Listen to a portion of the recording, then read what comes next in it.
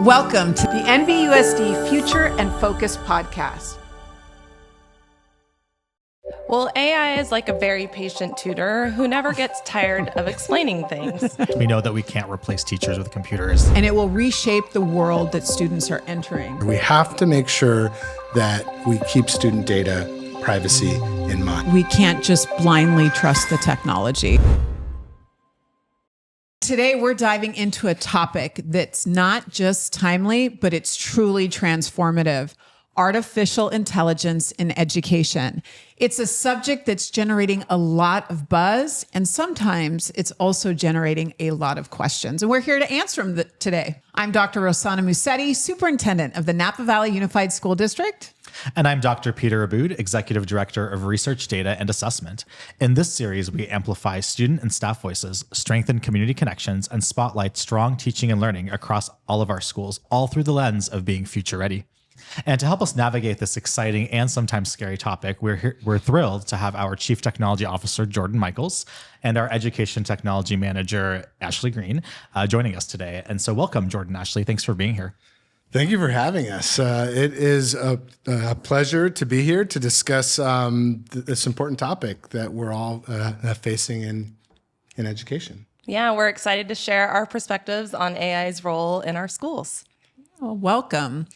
So let's start with the friend aspect. When we think about the incredible opportunities that AI offers, personalized learning immediately comes to mind. Ashley, how do you see AI enhancing the individual student experience? Well, AI is like a very patient tutor who never gets tired of explaining things. Every student learns differently, and AI helps meet kids exactly where they are. AI can adjust the pace, provide extra practice, and help a student understand a concept.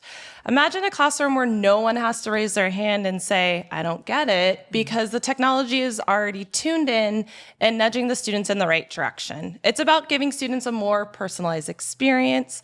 Think of it like customizing your playlist, but for learning. Mm-hmm. Absolutely. And alongside personalized learning, there's the potential for adaptive assessments as well. So Jordan, how might AI change the way we measure and assess student progress and understanding? Yeah, that's a great question, because up until the last few years, assessments have been more of like a one-size-fits-all sort of thing, where there's one test that goes out to every student. And now with the implementation of AI into these assessment platforms, you're seeing more of an adaptable test, and these tests will adapt content based on answers to previous questions, or give instant feedback to the teacher and the student, suggesting sort of where to learn or where to go next. So AI lets teachers shift from assigning a traditional letter grade to giving instant actionable feedback and next steps, and tying that into these assessment platforms will then make that process a lot more scalable for, say, a secondary teacher who has 100+ students. Right. And I think also I would just want to add to that AI in assessments is not new. As part of my role is overseeing assessments. And so, and many of our viewers might have actually experienced the STAR reading or the STAR math test. Those do have AI embedded. They're computer adaptive. They adjust. And so AI is not new, but I think there's just a lot more that can be done with it now. And as we start to see AI expand, we're starting to see a lot more robust features related to all of these assessments. Yeah, and I loved how you brought up this idea of real-time feedback in the classroom and how powerful that can be. There's so much research out there around the sooner students get immediate real-time feedback, that can really enhance their learning and help them master skills with more proficiency, more confidence, and ease. So going beyond the student experience that we've been talking about for the last couple of minutes, AI also has this promise of increased efficiency for educators and administrators, the adults in our system. Ashley, what does that look like in practice? Well, AI can help teachers with things like drafting lesson plans, grading multiple choice quizzes, providing that instant feedback you were talking about for things like student writing, and targeted questions to encourage reflection around that writing. And for administrators, tasks like scheduling, drafting emails, or even summarizing meeting notes, just helping with all those tasks that take up a lot of time during the day. So if AI can handle that administrative burden, then it frees up our teachers to do what they do best, which is building relationships with students, being more creative, and providing that invaluable connection that technology simply can't replicate. It's about augmenting and then not replacing. That's right. So thank you for sharing about the friend aspect. Let's go ahead and switch to the foe aspect of artificial Let's go intelligence. for it. We know it's a touchy subject sometimes. So while the opportunities with AI are very exciting, there are some crucial concerns that we need to address. And so Jordan, for example, like data privacy is a really big one. I know that's something you and I have worked on in the past, especially around student data sharing for online curriculum and tools and things like that. But there is a lot of student data out there, and there are a lot of ways that that data can be ingested and processed. And so can you speak a little bit about that, the importance of that data privacy, and just how that fits into all of this? Yeah, we really want to reassure our students, families, and staff around this topic. Well, yeah, exactly. And data privacy is basically topic number one. It's sort of a challenge number one. It's hurdle number one. And, as we start to move into all these online platforms, everything we use now in the education sector is stored on cloud servers and things along those lines. So we as a school district and as administration here, we have to make sure that we keep student data privacy in mind, right? And so student data can be anything from their name and their email address to their grades or their emotional state. That spectrum is huge now. So at K-12 leaders need to make sure that we put the proper safeguards in place to ensure that students and their families can trust us with what happens with that data. And we learned a lot about that at the COSIN conference actually last spring, where I remember I sat in a lot of sessions with you, and we learned a lot about this work and the responsibility that we have as school administrators to really protect that information. We are not the only education agency that's trying to tackle that topic right now. Yeah, and I'm glad to hear from the team that you're going out learning about best practices. That's really important because it's all changing so quickly and there's so many implications. So our learning as leaders in the organization is critical.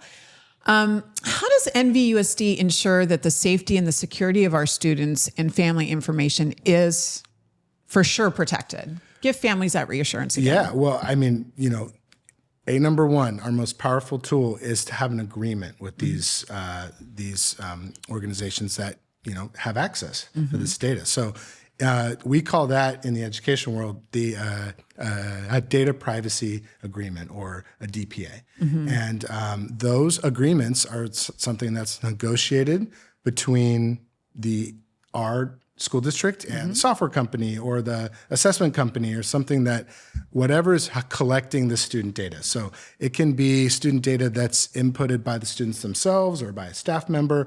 All of that needs, we need to have an agreement in place that says what that data is and what happens with that data. And so now, something that we've implemented the last few years is that NVUSD does not use a product unless we're sure we have a very solid agreement in place. And that allows us, and this includes things with AI or not AI. Anything that the student uses, we need to make sure we have that agreement in place. And so hopefully that shows students and families that we're taking this topic seriously. Yeah, I was actually just reviewing a DPA this morning, so yeah, it's exactly. very timely. All three of us at this table, we are in the DPA world right now. It's that time of year where we're making sure everything's lined up for next school year. Yeah, and districts that aren't tight on this process is where they get themselves in trouble around data breaches and then compromise student safety. So I'm really, really grateful that we're a school district that is elevating these and prioritizing these to make sure that we're protecting our students. We absolutely do.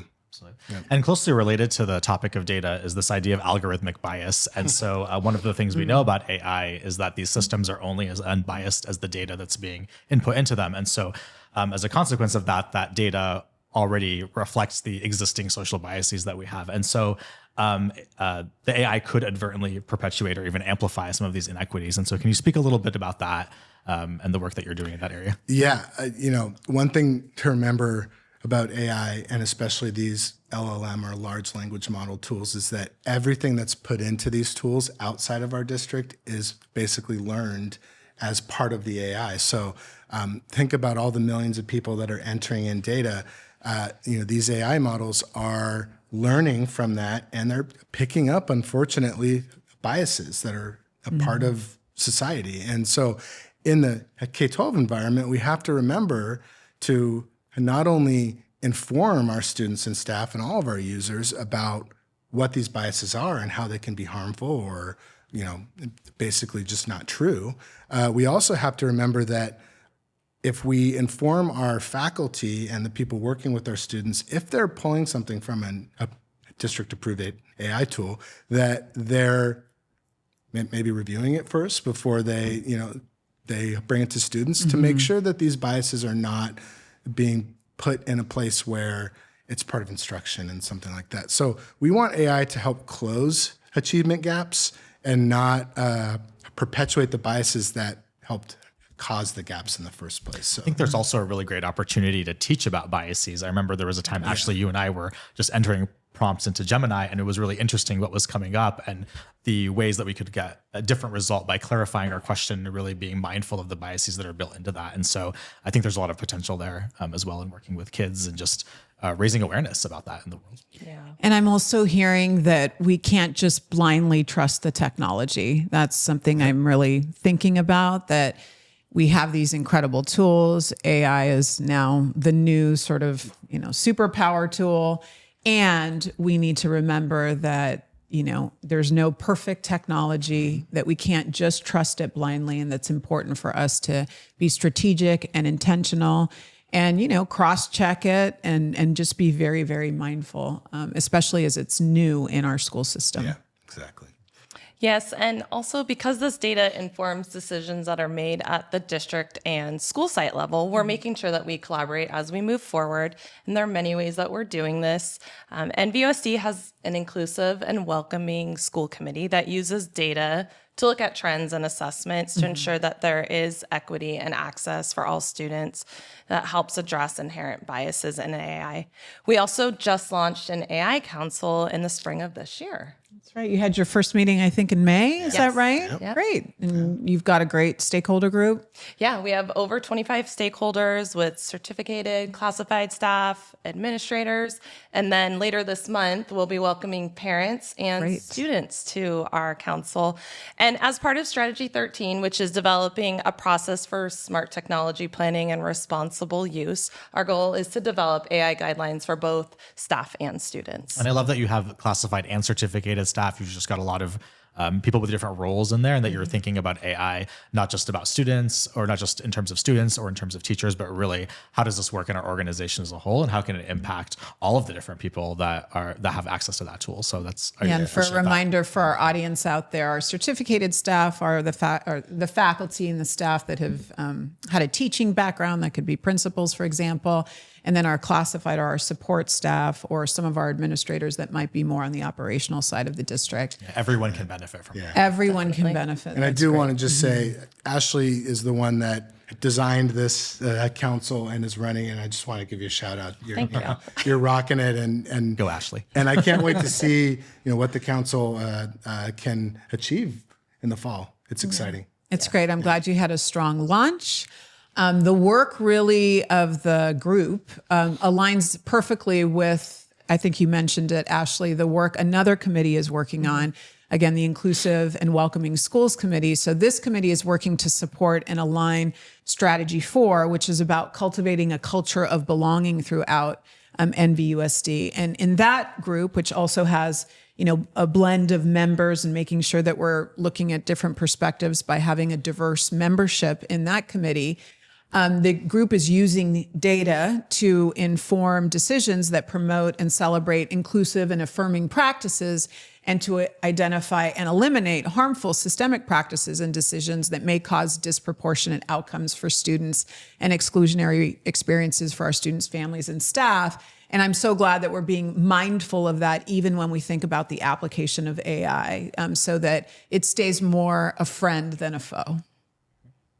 And finally, and perhaps most fundamentally, is the irreplaceable role of human interaction in the learning process. We know that we can't replace teachers with computers. We learned that through COVID, that, as we know, that was challenging for everyone, and a computer could not replace the importance of having a qualified and highly trained teacher in the classroom. And so actually, can the AI today replace a teacher? I would argue probably not, or a teacher's empathy, or a counselor's guidance, or just the dynamic of a collaborative classroom. So can you kind of speak to how AI can enhance that, as opposed to perhaps replacing it, which we know isn't always perfect? Yeah, no, absolutely not. It cannot replace a teacher. While AI can be a powerful tool, it doesn't have a heart. It can't cheer a student on when a student masters long division or know when someone's having a tough day. We learned during the pandemic, like you said, Peter, screens are helpful, but they're no substitute for a real human connection. We want to think of AI as a helpful tool in the toolbox. It can support teachers and suggest ideas, but it can't replace the magic that we see every day that's happening in our classrooms, when a teacher sees a spark in a student's eye, or when kids collaborate and learn from one another. That part is 100% human and will always be. So given all of these opportunities and concerns, you guys, how is NVUSD approaching AI in education? What's our philosophy as we look to the future?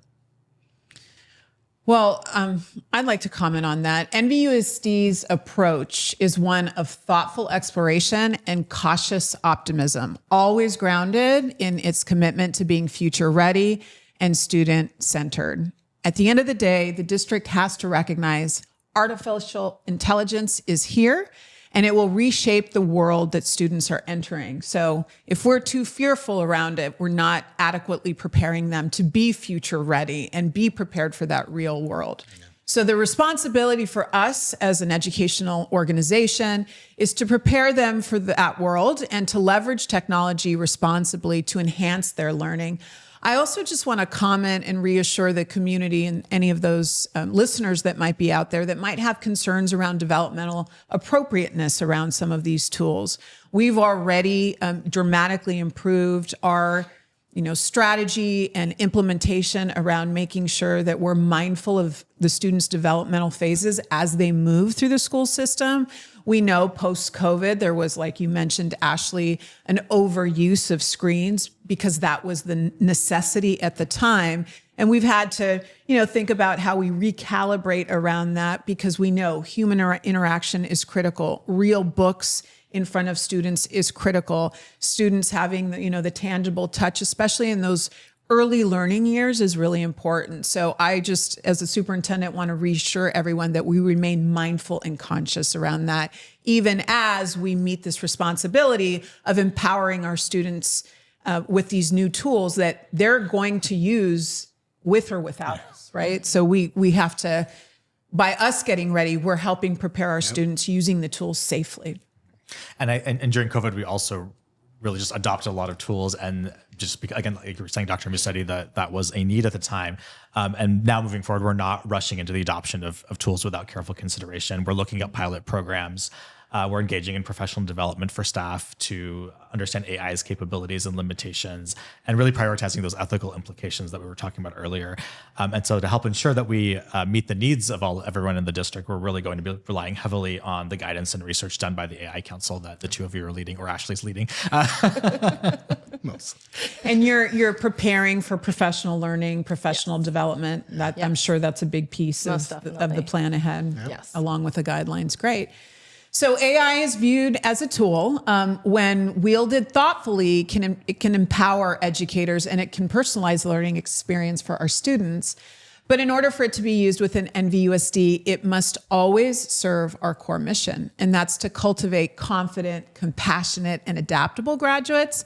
The human element, the relationships, the critical thinking, those remain at the heart of an NVUSD education. Thank you, Jordan and Ashley, for leading this work. Thank you for joining us for this incredibly thought-provoking and complex discussion on AI and education. Your insights are invaluable, and we are truly grateful for your visionary leadership in technology here in NVUSD. I'm so looking forward to the deliverables of that work group and our council that you are working with, because I know that when we adopt those guidelines and when we prepare policy and when we prepare for implementation, I know it's going to be world-class. Yeah, thank you. We're excited. Yeah, it's going to be fun. Great. Thanks for coming. Tune into the next NVUSD Future in Focus podcast, our episode Leading the Way, Voices of NVUSD's first-generation students in college. Features a Vintage High School graduate and UC Davis sophomore Laura Ortiz. She'll share her journey to higher education and offer powerful advice for success. Listen with your student for a dose of inspiration. And until next time, keep being future ready.